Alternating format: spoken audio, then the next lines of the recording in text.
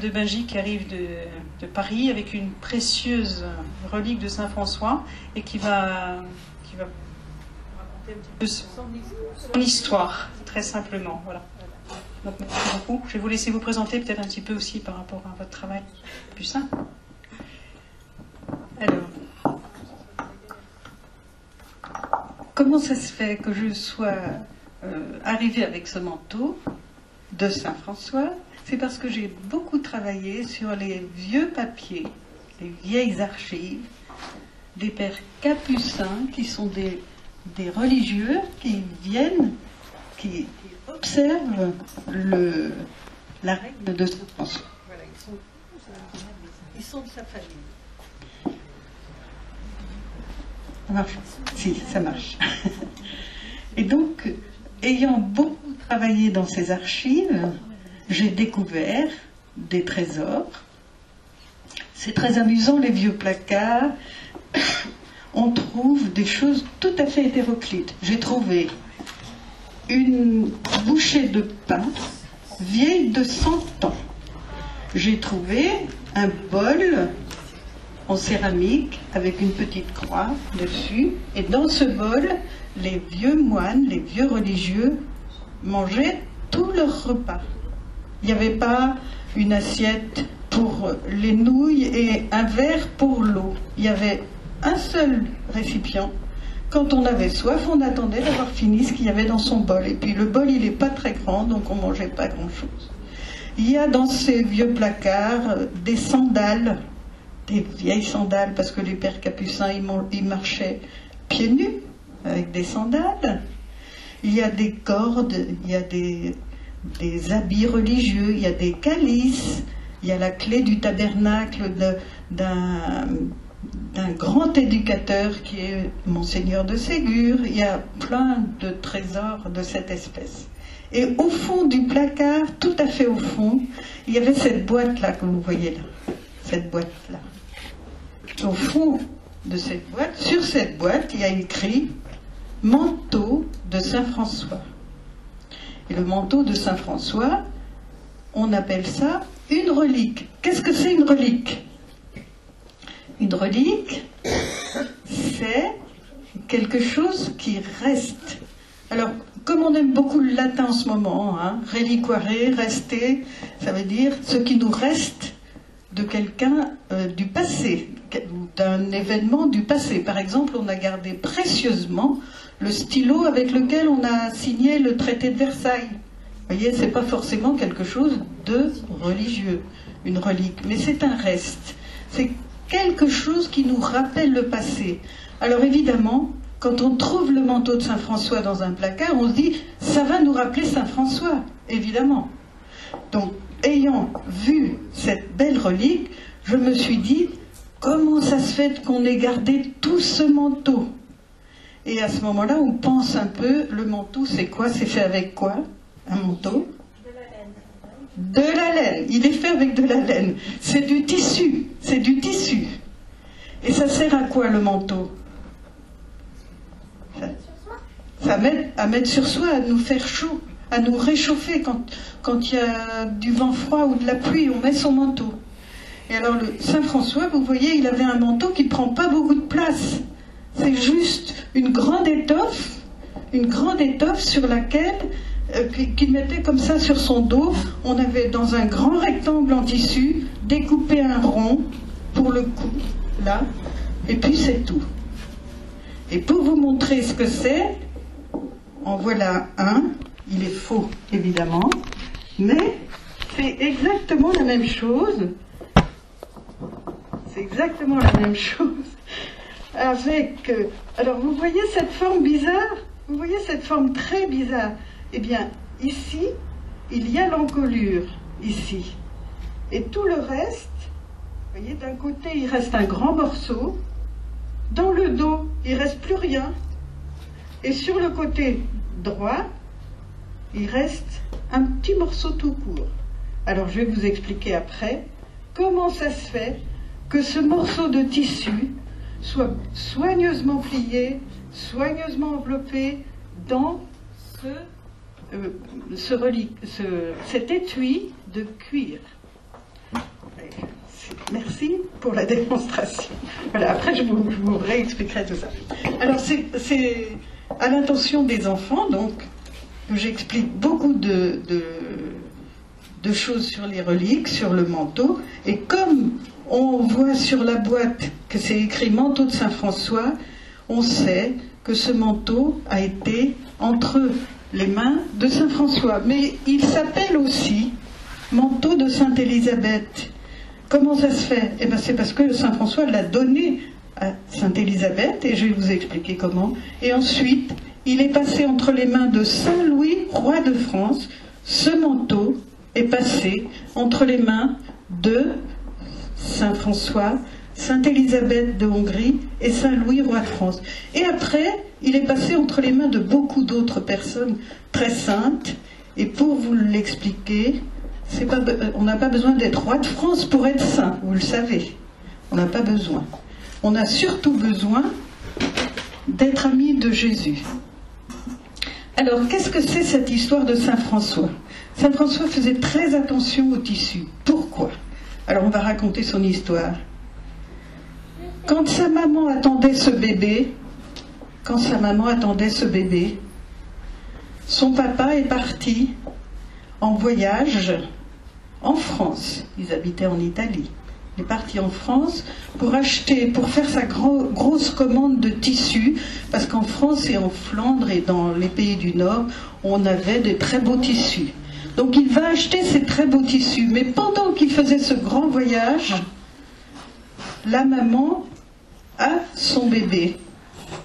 Et le papa n'est pas là, donc elle choisit toute seule son prénom et elle l'appelle Giovanni. Et voilà que le papa, Bernardone, rentre et dit « Giovanni, pas du tout. C'est pas du tout ce nom-là qu'on va lui donner. On va lui donner le nom de Francesco. Francesco, ça veut dire François, le petit français. Parce que j'étais en France quand il est né. Vous voyez ? Donc voilà ce petit garçon qui naît dans un endroit où on s'occupe beaucoup des tissus. On vend, on achète, et dans cette ville d'Assise, les gens ont commencé à se battre contre leur seigneur. C'est une époque de grande révolution sociale. Là, il faut qu'on passe à la vue de Saint François. Donc il y a les saints qui chantent, les trois saints. Voilà, un peu plus loin, là, c'est le manteau. Voilà, là, vous voyez, ça, j'ai mis ça à l'attention des sœurs, ce joli petit dessin où on voit ces religieux qui chantent un hymne à la Trinité. Voilà, le chœur, le pupitre des chantres. Donc on peut avancer. Et voilà, ça c'est pour vous, vous reconnaissez Saint François d'Assise, le saint dont on parle en ce moment, avec ses bras levés vers le ciel, les oiseaux. C'était un garçon très joyeux. C'était un grand fêtard. Ça veut dire quoi? Ça veut dire qu'il faisait beaucoup de soirées où il chantait avec ses copains. Et il n'était pas du tout comme il fallait. Il était très superficiel, très amateur de luxe. Il se faisait faire des beaux habits, il avait toujours du velours, de la soie, des dentelles sur lui, et il menait sa bande en chantant le plus fort, et souvent la nuit dans les rues, pour réveiller les gens. Il les embêtait parce qu'il était quand même un peu bruyant. C'était une bande de copains bruyants. Après, voilà que il se dit avec ses parents, ce serait bien, c'était une famille très ambitieuse, j'aimerais bien monter dans l'échelle sociale. Donc comment faire pour monter dans l'échelle sociale à ce moment-là? Il y a un moyen qui est très simple et qui était à la portée de ces gens, c'était il y a une petite chanteuse là, ou un petit chanteur, je sais pas. C'était de se faire un beau costume, de s'acheter un cheval, d'avoir une armure et de partir faire la guerre, de trouver un maître, de trouver un seigneur et de partir faire la guerre avec lui. Alors on peut avancer jusqu'au cheval.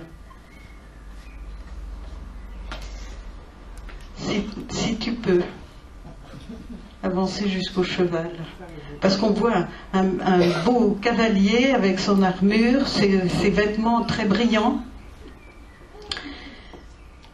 Vous voyez ce beau cheval, là, avec sa lance, tout ça. Et voilà que, en partant faire la guerre, le succès n'est pas au rendez-vous. La ville d'Assise est battue par Pérouse et le pauvre François est fait prisonnier et jeté en prison. Il a 18 ans et le voilà prisonnier, et je vous assure que dans ce temps-là, les prisons, c'était pas drôle. Il n'y avait aucune lumière, on était dans les caves, on n'avait rien à manger, il fallait se débrouiller, il y avait les rats qui couraient partout, on était malade, et pendant 1 an, François est resté dans cette cave.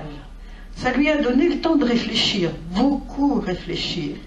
Et quand il est ressorti, il n'était plus tout à fait le même, mais il était bien malade, il avait une bronchite permanente, il est resté dans son lit ensuite chez ses parents pendant plusieurs mois, sans comprendre, tu peux pousser, sans comprendre ce qui lui arrivait. Mais voilà, vous voyez les enfants, il est en train il va croiser quelqu'un. Qu'est-ce qui se passe là?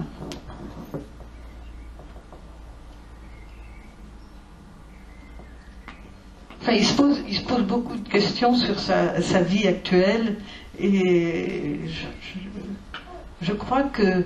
Ah oui, c'est ça. On le voit en haut, l'image d'en haut, on le voit marcher sur un morceau de tissu qui est par terre. Vous voyez cette image? Après, il y a le vieux mendiant qui rit et qui l'étale par terre complètement, le manteau, en lui disant « Marche dessus, tu seras grand, c'est formidable, tu seras ami de Dieu. » Et François ne pouvait plus mettre les pieds dans la rue sans croiser ce vieil homme qui mettait son manteau par terre et qui le faisait marcher dessus. Et je pense que ça vous rappelle un dimanche où Jésus a marché sur le manteau des gens, comme ça. Après, voilà, après il a commencé à être un peu touché, et peu à peu, au lieu d'aller chanter dans la rue, il descendait dans la petite chapelle de San Damiano, il restait longtemps en prière et il disait « Seigneur, qu'est-ce que tu veux de moi? Qu'est-ce que tu veux de moi ?» Et un jour, le bon Dieu lui a parlé, il a entendu, et le bon Dieu lui a dit « François, va et rebâtis mon église. » Alors François, il prend ça au premier degré, il se dit « Non, mais rebâtir l'église », alors il regarde un peu autour de lui, cette église, elle était en très mauvais état. Alors il se dit « C'est ça, il faut que je fasse le maçon. » Et donc il commence à faire le maçon avec des pierres, avec du ciment, il va demander à son père de l'argent, et son père lui donne ce dont il a besoin, il commence à rebâtir l'église. Et puis, comme il n'avait pas tout à fait assez d'argent, il prend subrepticement des gros paquets de tissus dans la boutique de son papa, il va les vendre au marché de Foligno, et quand il revient, il dit au vieux curé de l'église San Damiano « Voilà de l'argent, on va pouvoir reconstruire l'église. » « Mais comment tu l'as trouvé ?»« Eh bien, j'ai vendu les tissus de mon père. »« Quoi ? Tu as vendu des choses qui n'étaient pas à toi? Mais c'est pas possible, ça, je veux pas de l'argent. Tu vas demander les pierres, mais tu rends l'argent. » Alors François était très ennuyé, il savait pas trop comment il allait se débrouiller. Et finalement, il a eu un gros problème avec son père quand il est allé lui dire « Ben oui, j'avais pris des tissus, j'ai pris l'argent. »« Quoi, tu as pris l'argent? Déjà, c'est insensé quand je te vois qui ne fait rien dans la boutique. » Alors il y a eu une grosse colère entre le père et les enfants, et l'enfant. Et Saint François a été voir Monseigneur l'évêque. Et le père aussi. Et on a fait un tribunal devant Monseigneur l'évêque. Et le tribunal a fait que Saint François a dit, puisque mon papa ne me reconnaît plus comme son fils, eh ben moi je ne le reconnais plus non plus comme mon père. Et donc on se sépare, je lui rends tout. Alors il se déshabille, il enlève ses habits, il enlève son t-shirt, il enlève tout, et l'évêque le prend sous son manteau. Donc encore une histoire de manteau. L'évêque le prend sous son manteau, et voilà François qui est maintenant sous le manteau de miséricorde de l'Église. Alors il y a bien d'autres histoires de tissu avec Saint François. Il y a le fait que quand il a décidé de quitter complètement la vie et de tout abandonner, il a fait ça. Il a été chercher un tissu gris comme ça, très ordinaire, et il a dit maintenant c'est avec ça que je serai habillé tous les jours. Alors qu'avant il aimait la soie, il aimait les fleurs, il aimait les broderies. Les jeunes gens étaient habillés d'une manière très, très riche. Eh bien il s'est habillé donc dans ce tissu, là, dans ce tissu gris-bleu, tout le reste de sa vie. Vous voyez, c'est une histoire de tissu. Et quand il a été très à la fin de sa vie, quand il a été malade, il a dit aux frères qui le gardaient, qui le surveillaient, il a dit, quand je serai mourant, quand je ne pourrai plus rien faire, quand je serai aux portes de ma sœur, la mort, vous me mettrez nu sur la terre nue, car tel je suis venu au monde, tel je veux retourner chez mon père. Donc, encore une histoire de tissu, mais auparavant, quelques jours auparavant, il avait fait dire à quelqu'un qui est très étonnant et très intéressant, c'est Frère Jacqueline. Frère Jacqueline, il faut que je vous parle de Frère Jacqueline. C'est étonnant de dire frère avec un prénom de femme, Jacqueline. Alors, Frère Jacqueline, c'était une dame qui habitait Rome, qui était qui avait beaucoup d'argent, qui avait une belle maison, qui connaissait plein de gens très intéressants.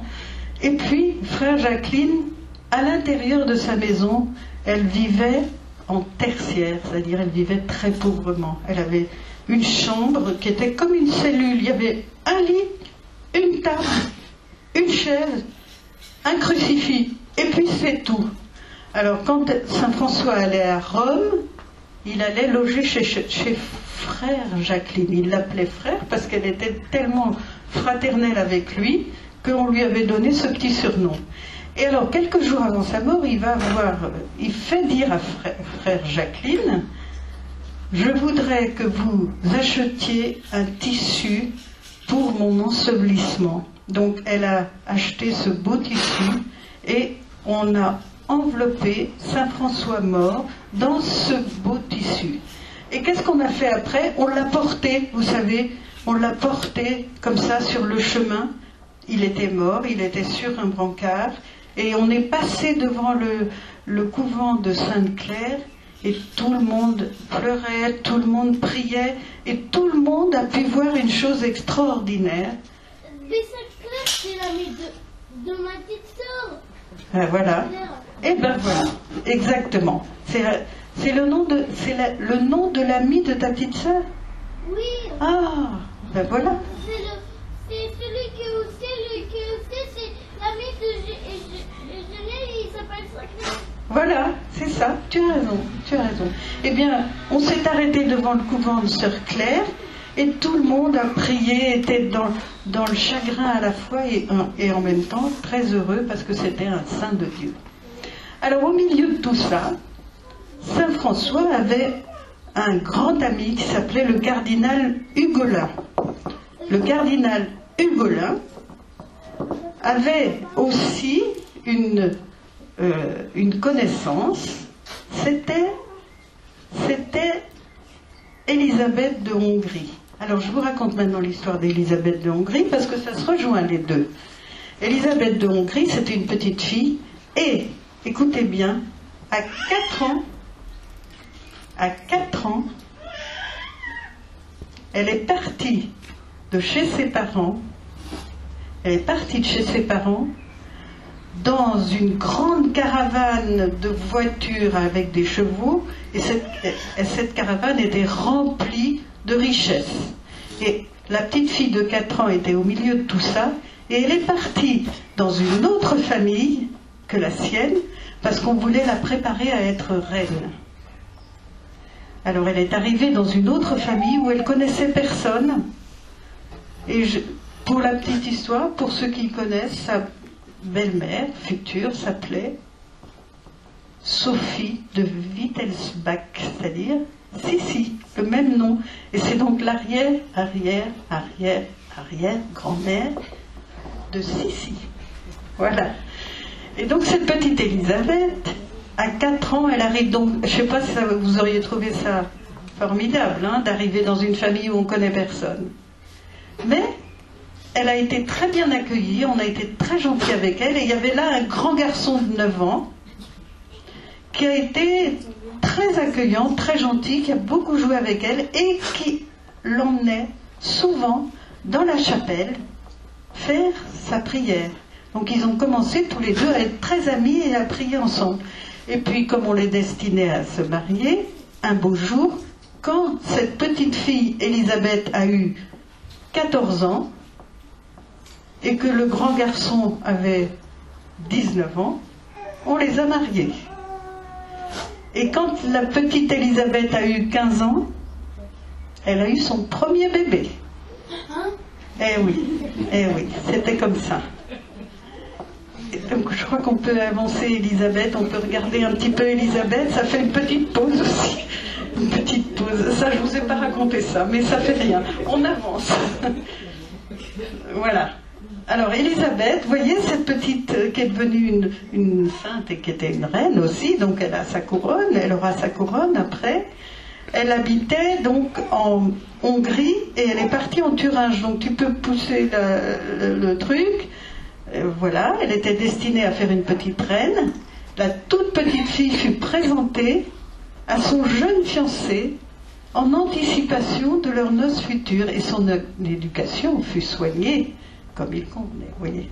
Voilà, on peut aller plus loin. C'est des phrases qui datent du XIIIe siècle, ça, c'est vraiment la vie d'Élisabeth. Là, je vous ai mis pour les grands enfants et pour ceux qui en auraient besoin, un petit rappel de la géographie. Vous voyez la Hongrie tout en bas là, et puis la Thuringe où elle est partie dans sa famille d'adoption, qui est tout en haut de l'Allemagne. Donc elle a vraiment quitté son pays, sa langue, sa famille et tout, et ça a été certainement une grande épreuve, mais qu'il l'a certainement... Vous voyez où est la Hongrie? Vous voyez, pour ceux qui savent lire, vous voyez la Hongrie. Et ensuite la Thuringe, tout en haut. Là, la Hongrie, vous voyez, et la Thuringe, tout en haut. Voilà. Et donc on mettait 10 jours à faire le voyage, c'était toute une affaire. Donc on ne rentrait pas voir son papa et sa maman, hein, il n'en était plus question. Alors cette petite Élisabeth, mariée avec un enfant, elle avait un mari qu'elle adorait, mais voilà que c'était l'époque des croisades. Donc le charmant mari on lui demandait beaucoup de partir à la croisade, et c'est ce qu'il a fait, mais entre-temps, ils étaient dans un état de très grande sainteté, tous les deux, Louis et Élisabeth. Et Élisabeth avait demandé à son mari si elle pouvait faire des vœux de pauvreté, alors qu'elle était mariée et reine. Et bien sûr, son mari, qui était ébloui par ce cœur si pur et si ardent pour Jésus, a dit oui. Et donc, étant mariée, étant reine, elle a fait des vœux de pauvreté. C'est-à-dire qu'on n'est pas obligé, dans cette vue de la vie, on n'est pas obligé de quitter sa vie. Il faut se faire à l'intérieur un cœur de pauvre. Alors Élisabeth, elle avait un cœur de pauvre. Ça la renversait de voir tant de gens qui avaient qui étaient malades, il n'y avait pas d'hôpitaux dans ce temps-là, il y avait rien, il n'y avait pas de sécurité sociale. Donc Élisabeth, elle faisait des grandes aumônes, elle donnait tout ce qu'elle pouvait. Chaque fois qu'elle descendait de son château, elle avait sa robe pleine, ses poches pleines de pain, de pièces, de monnaie, etc. Et finalement, dans le château, on disait, mais cette Élisabeth, elle distribue à tort et à travers, c'est pas possible, elle va nous rendre pauvres, nous aussi, non, il ne faut pas la laisser faire. Et donc un jour, son mari lui dit, avec sévérité, Élisabeth, je ne veux pas que vous fassiez cette aumône constamment, c'est déraisonnable. Et puis le lendemain, il la croise, elle était en train de descendre du château avec son manteau refermé comme ça sur elle. Alors il lui dit d'un air sévère, mais qu'est-ce que vous avez là-dedans ? Et elle savait qu'elle emportait du pain et des lainages et tout ce qu'il fallait pour ces pauvres. Alors elle était très ennuyée, elle ouvre. Et dans son manteau, il y avait des roses, des fleurs comme ça. Donc, eh ben, son mari n'avait rien à lui reprocher, c'était magnifique. Bon, il arrivait souvent des choses comme ça avec Élisabeth. Et finalement, il lui est arrivé un très grand malheur après quelques années de mariage, c'est que son mari étant parti pour la croisade, il est mort là-bas. Il est mort et il est revenu. Et la pauvre Élisabeth a été chassée du royaume parce que ses beaux-frères voulaient hériter du royaume, eux, et ne voulaient pas qu'elle continue à dilapider les richesses envers les pauvres. Ça les dérangeait beaucoup. Donc elle a été très maltraitée après la mort de son mari et elle a fait de nouveau un vœu de pauvreté et elle s'est habillée définitivement avec une robe grise comme ça.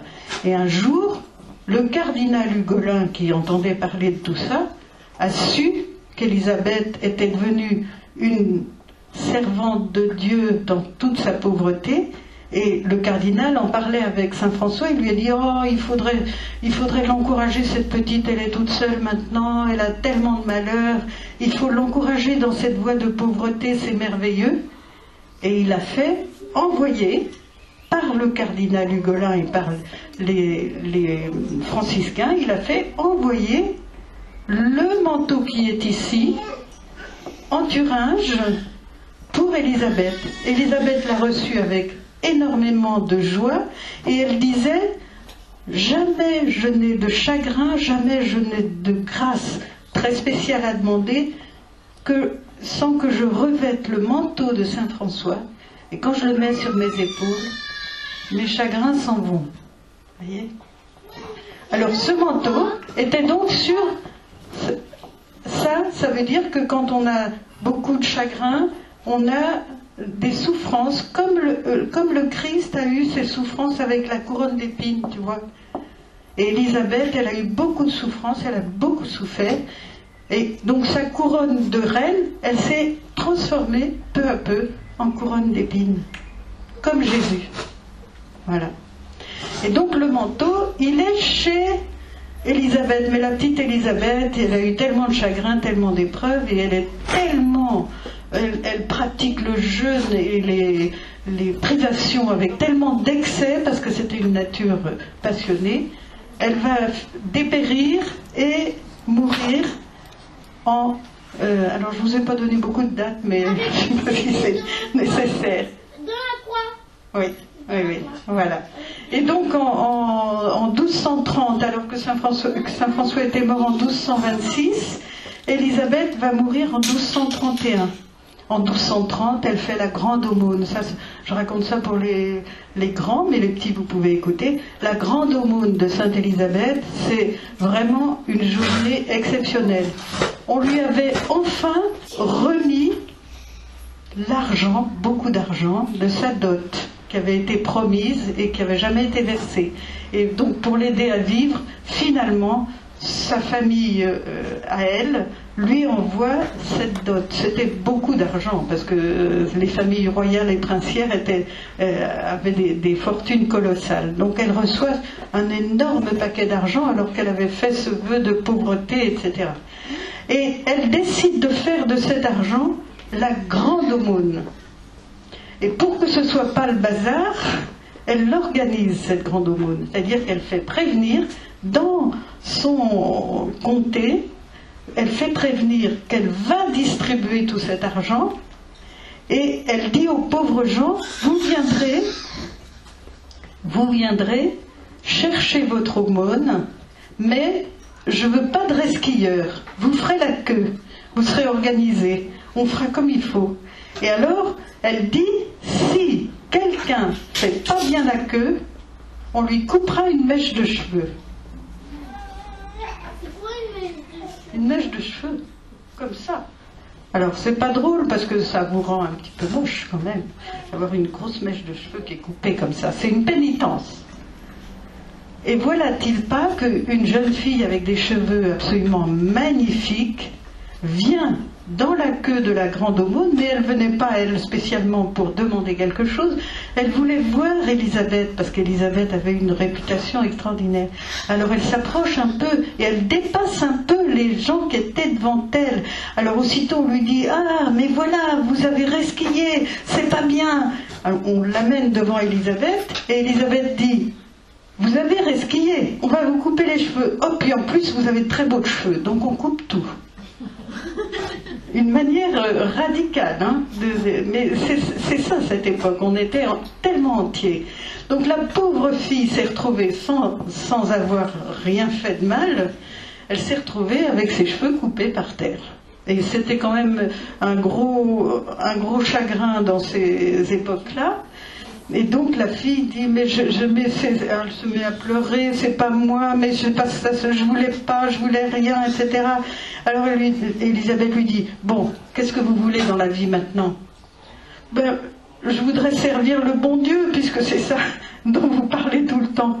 Ah ben c'est parfait, vous n'avez pas besoin de vos cheveux pour servir le bon Dieu, vous allez à l'hôpital là qui est au bout du chemin et on va vous trouver un emploi, ne vous inquiétez pas. Voilà, des manières très expéditive, donc elle pouvait se faire à elle-même des grosses pénitences, mais elle en faisait faire aussi aux autres. Voilà, c'est souvent comme ça. Et Saint François était exactement pareil. Il avait fait prêcher à un de ses frères, je crois que c'était frère Ruffin. Frère Ruffin était timide et il n'avait pas envie de monter en chair et de faire des sermons. Et Saint François lui dit, tu dois le faire et pour te punir de ton manque de courage, tu vas y aller en caleçon. Et voilà le pauvre frère Ruffin qui monte en chair dans l'église d'Assise en caleçon. Alors les autres disent à Saint François, non mais écoute, je crois que là ça exagère un peu. Alors Saint François, pour se faire pardonner, qu'est-ce qu'il fait? Il se met en caleçon et il va prêcher lui aussi dans l'église. Voilà, c'est pour vous dire que ces deux personnages sont des gens qui ont un cœur de feu, mais qui sont tellement excessifs. Mais c'est ça ce qui vous mène au bon Dieu aussi, hein, c'est un peu d'excès. Il faut un peu d'excès. Voilà. Alors, ensuite, voilà la pauvre Élisabeth qui est sur son lit de douleur, et elle a ses 3 enfants autour d'elle, et ses servantes, ses amies, ses servantes et amies.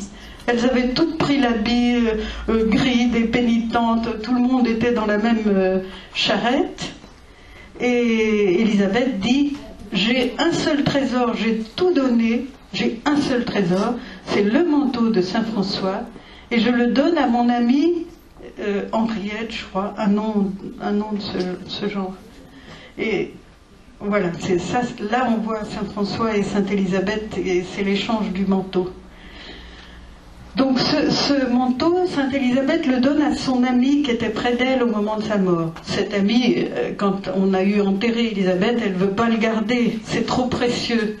Donc elle se demande ce qu'elle doit faire, elle le rapporte au confesseur. Le confesseur, c'est un terrible dominicain qui se dit, ben non, on va le donner aux enfants, à la famille. Alors on le confie au grand maître de l'ordre teutonique qui était le beau-frère. Tout ça, c'est toujours dans la même famille. Donc, le beau-frère, Hermann, prend le manteau et le confie aux chevaliers teutoniques de Thuringe. Et les chevaliers teutoniques de Thuringe disent dans leur chronique qu'ils ont vénéré le manteau de Saint François dans leur église dans les années 1240, 1230-1240. Arrive à cette époque-là la renommée de notre grand roi Saint-Louis. Alors on parle de Saint-Louis, le troisième là. On va vite arrêter parce que je pense que après Saint-Louis, je pense que vous pourrez faire une petite récréation et on continuera l'histoire de la relique avec les personnes plus patientes, si vous voulez. Donc Saint-Louis, il est roi de France. Et qu'est-ce qu'il fait? Il fait comme Élisabeth, c'est-à-dire qu'il a sa couronne d'or, il a son sceptre, il rend la justice, il est roi. Il a été sacré à Reims. Mais en même temps, il vit comme un pauvre, il a fait les vœux de tertiaire. Les vœux de tertiaire, et donc il revêt la robe franciscaine tous les jours, pour dire les heures et pour dire l'office tous les jours. Il revêt cette robe grise, quitte son rôle de roi et il se transforme en tertiaire tous les jours. Mais en même temps, c'était un grand roi, il avait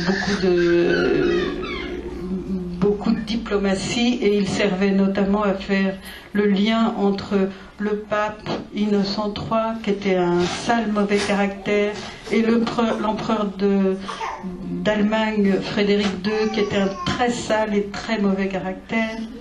Donc au milieu, Saint-Louis, qui faisait beaucoup et très habilement de la diplomatie, c'était très nouveau. Il disait au pape: occupez-vous du spirituel, et à l'empereur, occupez-vous du temporel. Que l'empereur ne cherche pas à nommer les évêques, que le pape ne cherche pas non plus à nommer les ambassadeurs. Enfin, c'était ça son grand truc, et c'était très profitable. Donc, en Allemagne, les chevaliers teutoniques ont trouvé que Saint-Louis avait été très efficace pour leur pays, pour l'Empire, et pour lui faire plaisir et pour le remercier, ils n'ont rien trouvé de plus précieux à lui donner que le manteau de Saint-François. Donc c'est comme ça que ce manteau est passé des chevaliers teutoniques à Saint-Louis. Saint-Louis, évidemment, vous le savez, avait des liens avec Thuringe et tous ces gens-là, et c'était très facile de faire. On sait même que le manteau a probablement été transporté par le fils d'Élisabeth, qui venait à la cour de Paris. Il y avait constamment des échanges entre eux. Et Saint-Louis, alors une dernière petite histoire pour les enfants. Il est parti à la croisade, et là, il y a eu une bataille avec les Sarrasins. Écoute les Sarrasins. C'est une histoire très amusante, les Sarrasins. Il y avait dans cette bataille des religieux qui étaient très très très bons soldats. Mais qui c'est ces hommes-là qui sont si courageux avec leurs robes et leurs ceintures? Eh bien, ce sont ceux qui ont la cordelier. Et c'est comme ça qu'on a appelé les franciscains, qui étaient très actifs et qui étaient des bons soldats pendant la croisade, les cordeliers. Et Saint-Louis a dit: ah ben c'est les cordeliers, voilà. Alors les cordeliers, je les invite à Paris, je leur fais un beau couvent qui s'appelle le couvent des Cordeliers, qui est maintenant l'école de médecine, dans laquelle il y a encore le réfectoire, qui est devenu un lieu d'exposition complètement laïque. Eh bien, Saint-Louis a fait bâtir ce couvent, il a fait venir des franciscains, puis il y a eu des Français aussi qui sont rentrés dans l'ordre, et on leur a confié le manteau de Sainte Élisabeth et de Saint-François. Voilà, on fait une petite pause. Donc vous avez vu les trois saints. Le premier, c'est qui? François, Sainte Élisabeth, c'est Saint-Louis. Voilà, vous pouvez sortir.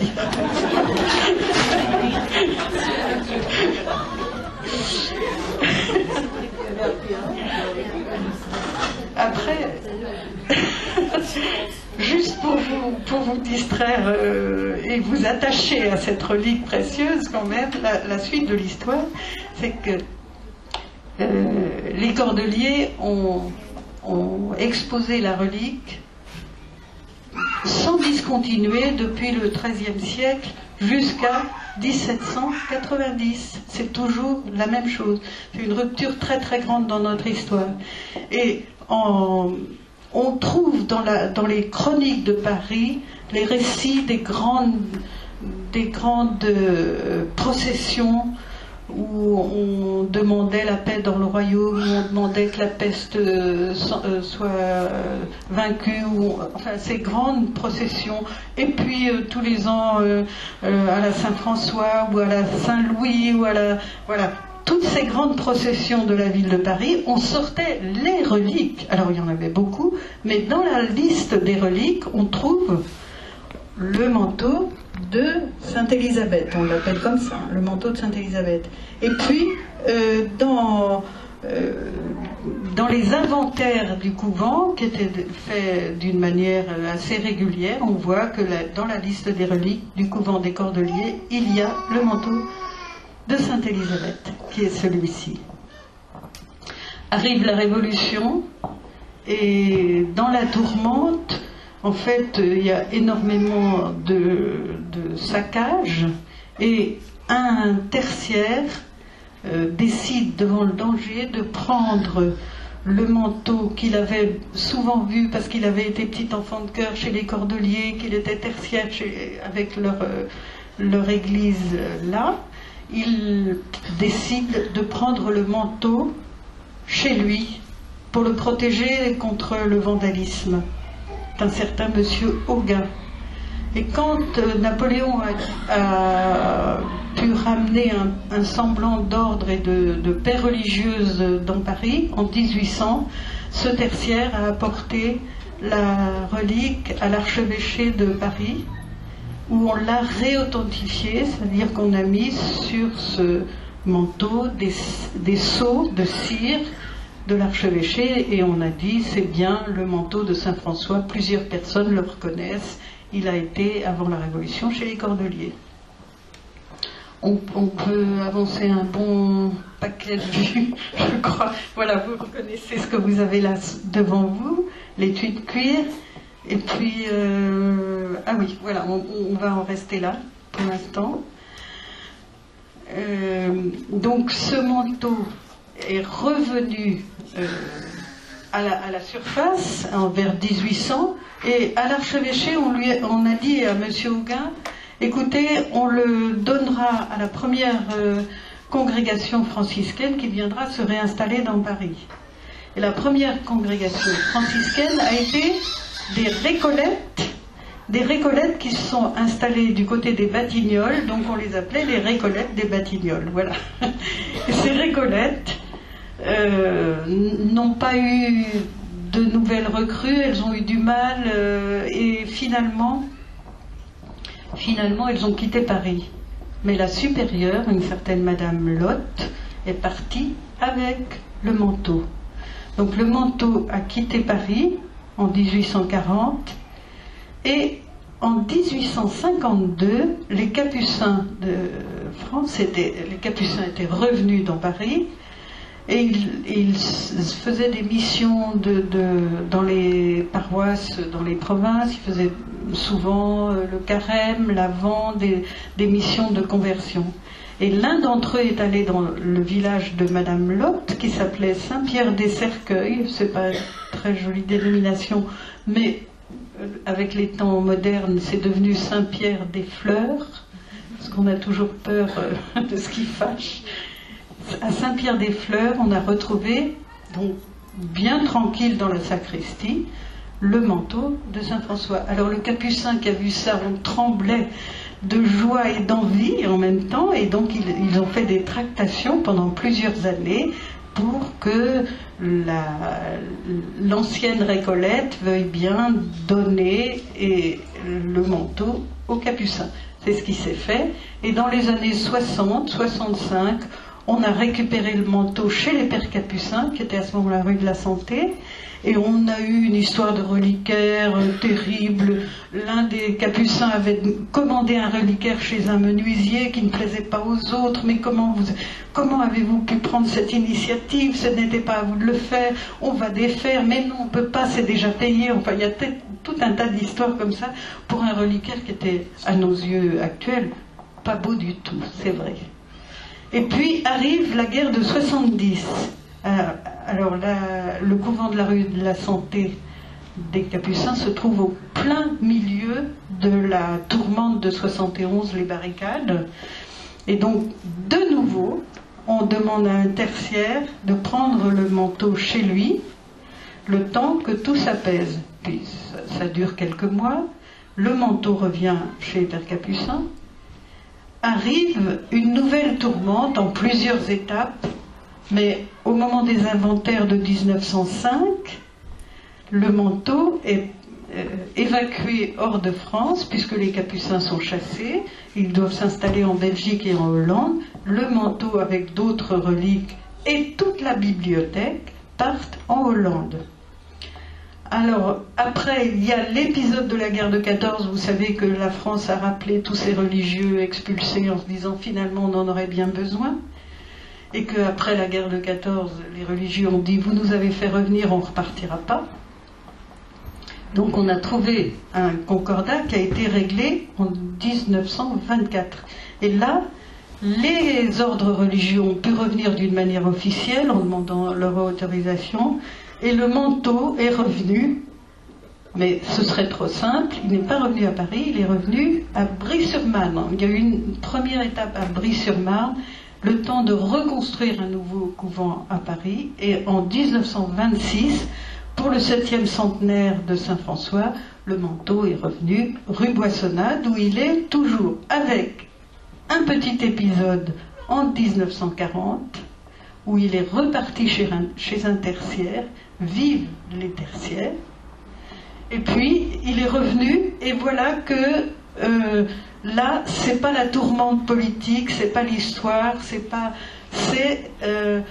une petite désaffection que je ne dirais pas au couvent des Capucins demain, mais quand même, la relique n'intéressait plus personne dans les années 2000, elle restait dans son placard et on ne la vénérait plus. Et finalement, quand j'étais dans ce service d'archives et que j'avais trouvé cette boîte, enfin, on me l'avait montré d'ailleurs quand je suis arrivée, elle n'attirait absolument pas l'attention et la plupart des religieux du couvent ne l'avaient jamais vue. C'était plus dans la dévotion de cette époque. Et donc le reliquaire, c'était une boîte en plastique et voilà, c'était d'une part très dommage pour un objet historique, parce que quand même ça mérite des soins quand un objet a traversé tant de siècles est passé dans tant de mains et mérite d'être soigné. Et donc finalement, un père capucin provincial plus énergique a dit qu'on ne pouvait pas rester comme ça et qu'il fallait reprendre les vénérations, qu'il fallait refaire un beau reliquaire. Et donc on s'est occupé de ça, ça a pris beaucoup de temps.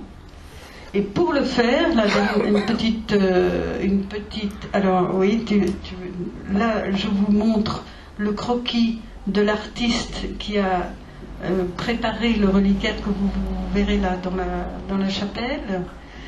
Et ça a demandé beaucoup de temps et surtout il fallait faire comme on le fait maintenant pour les reliques précieuses, il fallait authentifier ce tissu. Donc il y a eu une consultation dans les ateliers d'Aubusson et la personne qui est la spécialiste des tissus anciens a déplié le manteau sur sa grande table de travail et elle a tout de suite dit tissu italien, XIIIe siècle. Donc c'était assez formidable. Et ce tissu italien du XIIIe siècle n'était pas ordinaire, parce que quand on a commencé à se réintéresser à ce manteau, moi, ça m'est arrivé, en ouvrant la boîte, je sentais une odeur délicieuse, absolument délicieuse. Et les pères capucins m'appelaient Foudre bénie. Vous savez, le petit personnage qui décolle là dans Tintin, parce qu'il me trouvait complètement idéaliste et irréaliste, Foudre bénie. Et finalement, c'est cette odeur délicieuse que le provincial a senti lui aussi, et qui a été le marqueur de cette nouvelle vénération.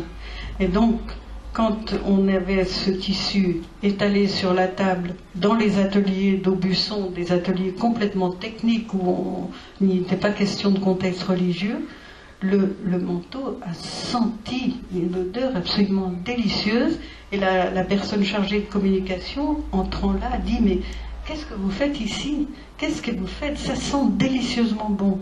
Et la spécialiste des tissus anciens a dit ben, on regarde une relique. Mais c'est quoi une relique? Donc elle était complètement hors d'un contexte de culture religieuse, et le tissu embaumait d'une manière absolument incroyable. Alors on a fabriqué avec Madame Nabert ce beau reliquaire, dont vous avez vu cette photo, ce beau reliquaire qui est là, et avec des mécènes très généreux, on a pu mettre ça en place.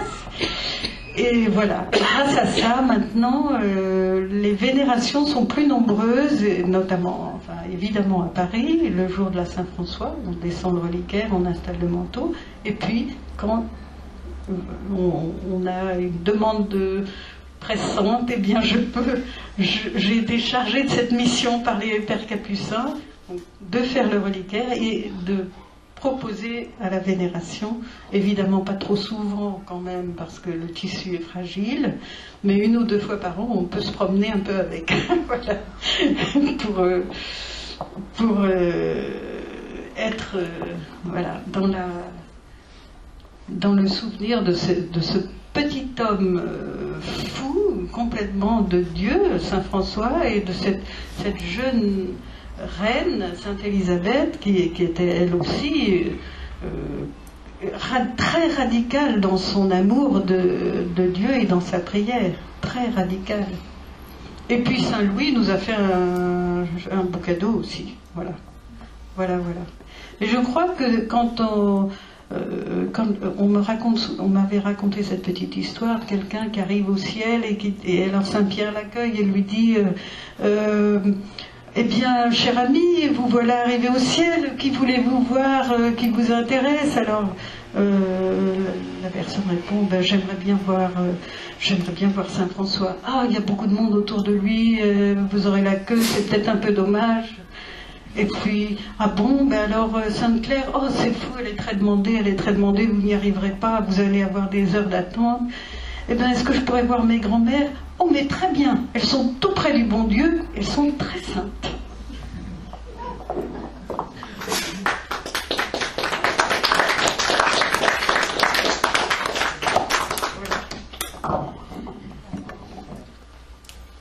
Voilà.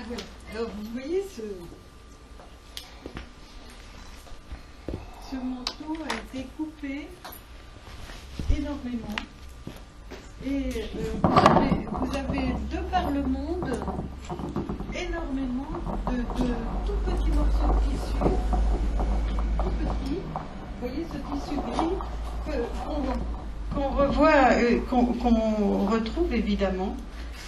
Vous voyez, voilà, j'ai apporté une relique et vous pouvez toucher le manteau plié et comparer cette...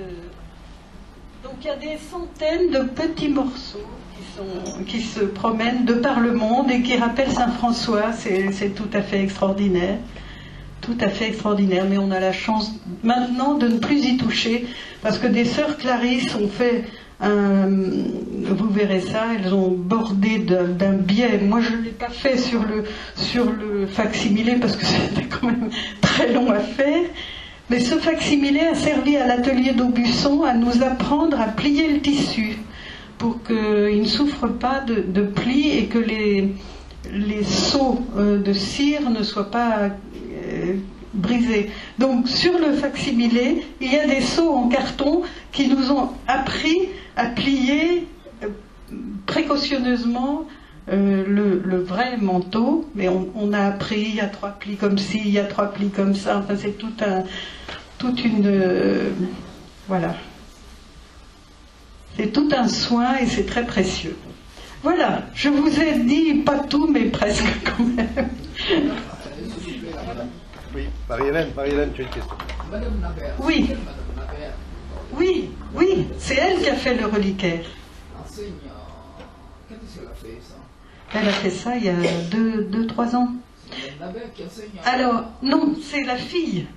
C'est la Fleur, fille. Fleur Nabert. Fleur Nabert, alors que celle qui enseigne à l'Institut catholique, c'est Nathalie. C'est Nathalie. Nathalie, c'est la mère. Qui était une collègue à moi. Ah Ouais, non, c'était ensemble. Oh, bah c'est quelqu'un de très doué. Hein. C'est des belles intelligences, les deux, la mère et la fille. Parce que la fille est très douée aussi. Hein. Très, très douée. Elle écrit merveilleusement. Et donc c'est en même temps une artiste, elle fait de la sculpture, elle travaille beaucoup pour c'est un sculpteur liturgique, et elle a fait notamment le reliquaire de Louis et Zélie Martin pour leur canonisation, là en vue de leur canonisation, et elle a installé et décoré la chapelle des Buissonnets pour Sainte Thérèse, qui est très joliment installée. Voilà. Si vous... Oui.